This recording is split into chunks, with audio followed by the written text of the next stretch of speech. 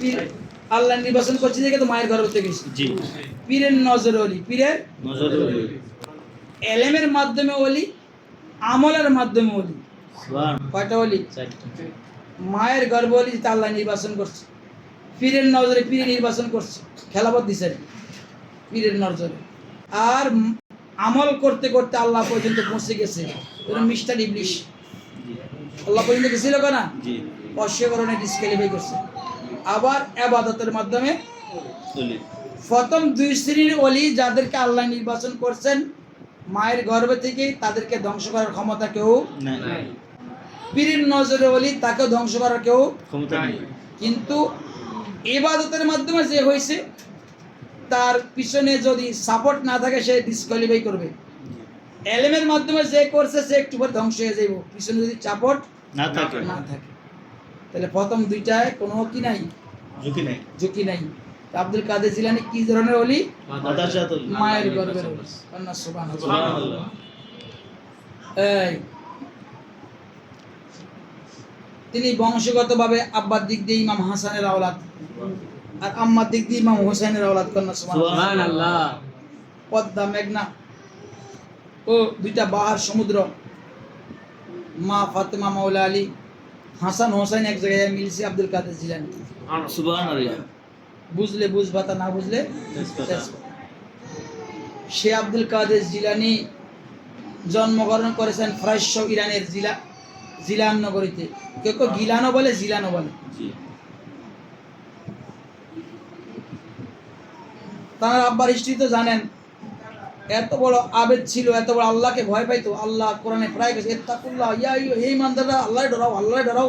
আয়াত আছে না? জি আল্লাহকে ভয় পাও। এমন ভয় পাইছে আল্লাহকে, মুসাফির অবস্থায় খিদা লাগলে, টাকা পয়সা না থাকলে কিছু সামনে পাইলে সেটা খাওয়া যায়।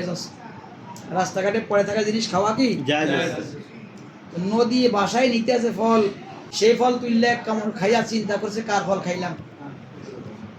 এটাকে চিন্তা করতে করতে জোয়ার, ওই মুড়িমা মাঝে জোয়ার বাড়া হয় না, জি তো পানি কোন দিক থেকে আসে সেটি তো ফেনাগুলা আসে, কচুরি ফেনাগুলা আসে না। তো ঠিক ওই ফলটা কোন দিক থেকে নদী বাসায় আনতে আসতে উনি উজানের দিয়ে গেছে, উল্টা দিয়ে গেছে, স্রোতের বিপরীতে গেছে। যে দেখছে একটা আপেল বাগান আছে, কর্মচারীদেরকে জিজ্ঞাসা করছে এই বাগানটা কার? বলছে ওই যে ওখানে বুজুর্গ বসে রয়েছেন ইবাদতবন্দি করতে আছে আবু সালে আব্দুল্লাহ শামির। কন্যা সুবহানাল্লাহ। তার কাছে গেছে, কয় আসসালামু আলাইকুম। ওয়ালাইকুম সালাম। কি অবস্থা? কে তুমি? কই ঠিক আছো? এরকম এরকম। আমি তো আপনার বাগানে একটা ফল খেয়ে লাইছি। কত মানুষ তো খায়, কত মানুষ তো কি খায়, কাউয়া কুলিও খায়, ফল ধরলে গাছ ধরলে খায় না। তুমি খাইছো? খায় না, আমি তো খাই লাইছিলাম, আপনি মাফ করছেন। যখনই এই কথা কইছে উনি তো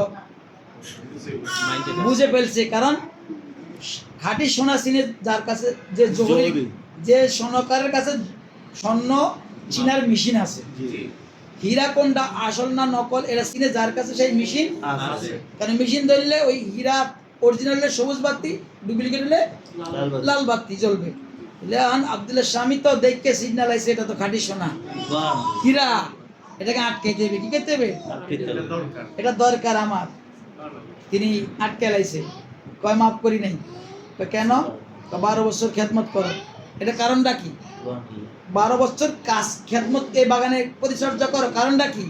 আমি তো এই বাগানে থাকি, দেখবো 12 বছর পর্যন্ত তার কালচারটা কি। শুধু তার ছেলেটার কালচার দেখার জন্য 12 বছর বাগানে খেদমত করাইছে। আর আমরা পোলাকে ফাইলে বিয়া দিয়ে দেয়। একদিন দেখি, পরের দিনই ভেজাল লাগে, হুজুর জামা আমার লাগে মাইয়ার ভেজাল লাগিয়ে গেছে। শিক্ষাটা কি? গাউস আব্দুল কাদের জিলানী 12 বছর তানার নানা তানার আব্বারে রাখছে পাশে, 12 বছর দেখছে, কালচার দেখছে, চরিত্র দেখছে, স্বভাব দেখছে। দেখার পরে বুঝছে না এটাই পারফেক্ট। জি এটাই কি পারফেক্ট। 12 বছর পর গেছে, ক্ষমা করছেন বা একটু বাকি আছে। কি আমার মাইয়া আছে, বিয়া করতে দিব। মাইয়াগা অন্ধ, মেয়েটা বয়রা, মেয়েটা লুলা, মেয়েটা বোবা। লুলা, বয়রা, অন্ধ, বোবা। বিয়ে করতে রাজি আছেন? কারে আমি মাপ পাওয়ার জন্য কত রাজি, এক পায়ে খাড়া। কাজী সাহেবরে ডাকছে, বিয়া শাদী পড়াইয়া দিছে। নাম মূর্খার মা ফাতেমা সানি যাকে তানাকে বলা হয়। এখন বাসর ঘরে তানাকে পাঠাইছে, 3 বার ঢুকছে 3 বার বাইরে গেছে। শ্বশুরে যেই ডিটেলস দিছে, এই ডিটেলসের সাথে মেয়ের কি মিলে না। কইছে চোখ নাই, আমাদের চোখ আছে। আবার সালাম দিছে, সালামের জবাব দিছে হ্যাঁ বাবা না। আবার আমি যে ঢুকছি কানে শুনছে, হ্যাঁ আবার আমার দিকে খাড়া হয়ে গেছে সালাম করার জন্য, তো লুলাও না কি কইল।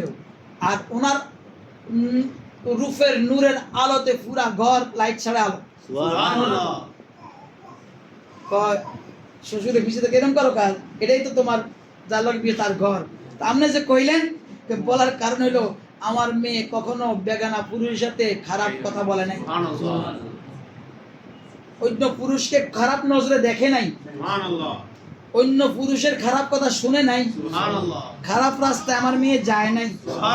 এর লাগে লুলা কইছি, এর লাগে কান বয়রা কইছি, এর লাগে অন্ধ কইছি, এর লাগে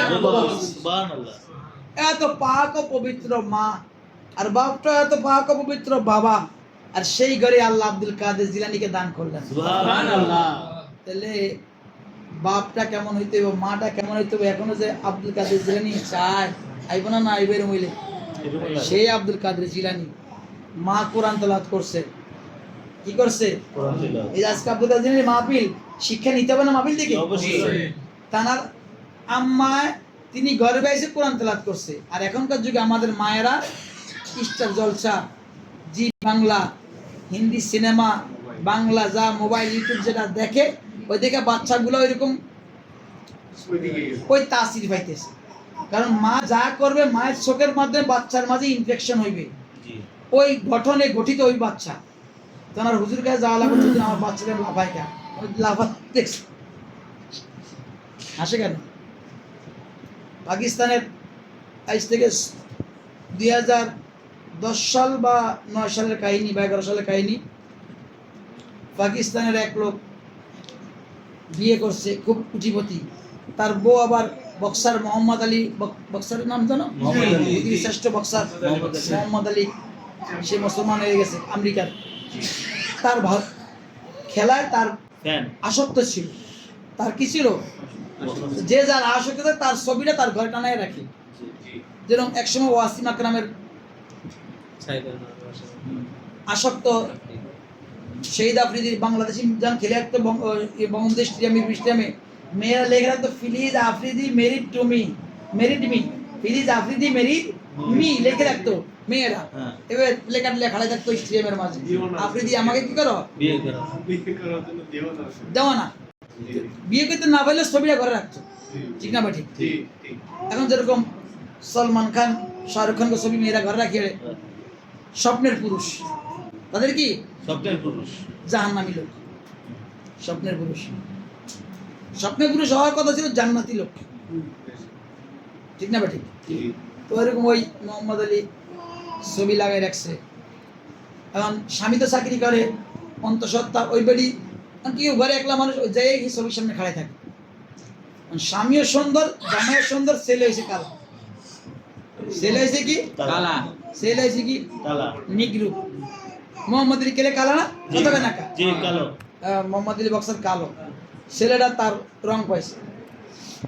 এখন বেটা সন্দেহ করছে, বউর উপরে তহমত দিচ্ছে, তোকে আমি ছেড়া দিব, হয়তো তোর রং হইব, নাহলে আমার রং হইব, বলে এটা করতে আইব,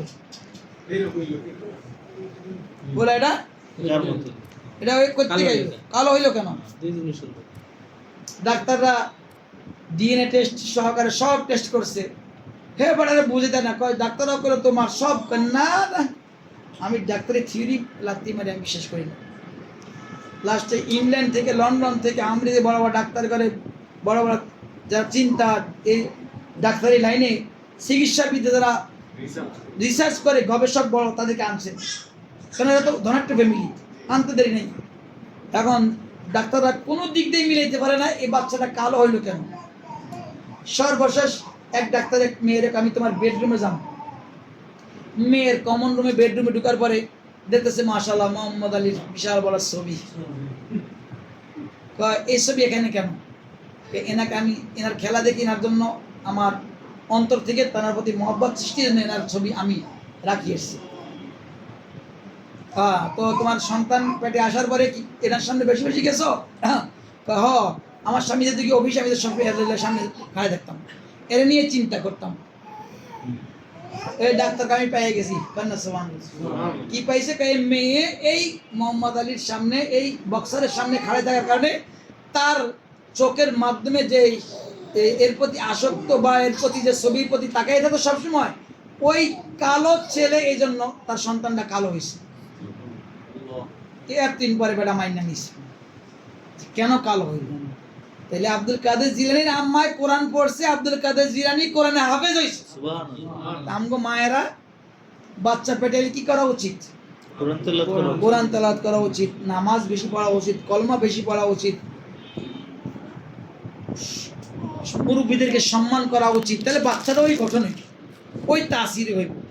আর যদি এগুলা না করে সন্তান কখনো পারফেক্ট হবে না, তখন আর হুজুর কাছে হুজুর তেল পড়া পানি পড়া লাগবে না। ঠিক আছে?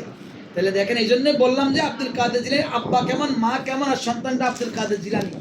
মা কোরআন পড়ছে, কোরআন হাফেজ হয়ে গেছে। এটা শরীয়তের একটা থিওরি, এটা একটা নিদর্শন দেখাইলে যে কোরআন হাফেজ, মায়ে পড়ছে, কোরআন হয়েছে। আর আমার গাউস আজম বলেন, যেদিন নবী মেরাজে গেছে, রফরফ নামক যেই বাহনটা ছিল সেটা আমি আব্দুল কাদের জিলানী ছিলাম। তো নবীর তো আমি আল্লাহর কাছে লইয়া গেছি, আল্লাহ কোন রং কোন রূপ আমি দেখছি। আর ওই দিনই আল্লাহ রাব্বুল আলামিন নবী তানারে সব বানাই দিছে, কিচ্ছু বাকি রাখে নাই। এলমে শরীয়ত, এলমে তরিকত, এলমে হাকিকত, এলমে মারফত থেকে শুরু করে যা ছিল কোরআন হাদিস সব এলেম। হুজুরে অপছন্দ করত ওই জামানার বিখ্যাত আলেম ইবনে জাওজি। মানুষের কাছে শুনি পোলায় আবার হুজুরের মুরিদ, কেমন পীরের পিছে ঘুরোস, কি উদ্ভট কথাবার্তা বলে, সেরকি কথাবার্তা বলে, পোলার হ্যাঁ পিছে যাইস না। বাবা তুমি একদিন আমার পীরের মজলিসে গেলা না, না হইন না মানুষের কথা, তুমি গাইজ গাছ যাবো আমার লগে, চলো, যে আমার পীর ভুল ধরতে পারলে আমি এই ছাড়ি দিন, পীরের ভুল ধরতে পারলে স্টেজে বসে ইবনে জাওজি একটা কোরআন আয়াতের 12 রকমের অর্থ পাইতো। কত? 12 রকমের অর্থ। একটা কোরআন আয়াতের তাফসীর করতে কত রকম? 12 রকম। একটা কোরআন আয়াতকে তিনি 12 রকমের তাফসীর করতে পারতেন। আর আমার আব্দুল কাদের জিলানী শুরু করছে তাফসীর কোরআন আয়াত। ইবনে জাওজি 1 নাম্বার ঠিক আছে, 2 নাম্বার ঠিক আছে, 3 নাম্বার ঠিক আছে, 4 নাম্বার ঠিক আছে, 5 নাম্বার ঠিক আছে, 6 না 12 শেষ, 13 শেষ, 36। ইবনে জাওজি পাগড়ি পুগড়ি ফলাই দিয়ে হেনে অজ্ঞান হয়ে গেছে, ঠিক হয়ে গেছে। আর তো বাকি আছে। আর আবুল কাসেম কান্দি সেই গোলামের ফয়েজ ভাইয়া কইছে 360 না 360 61 নাম্বার অর্থ হইল নবী মুহাম্মদ রাসূলের কাছে আল্লাহ বিরাজমান। এটা কই পাইবে? 360 যদি আবুল কাসেম কান্দি জানে, গাউস ইসলামের গোলাম হইয়া, তো গাউস ইসলাম কত জানে? সুবহানাল্লাহ। আয়াতের অর্থ দেখ। তো যাই হোক, আমার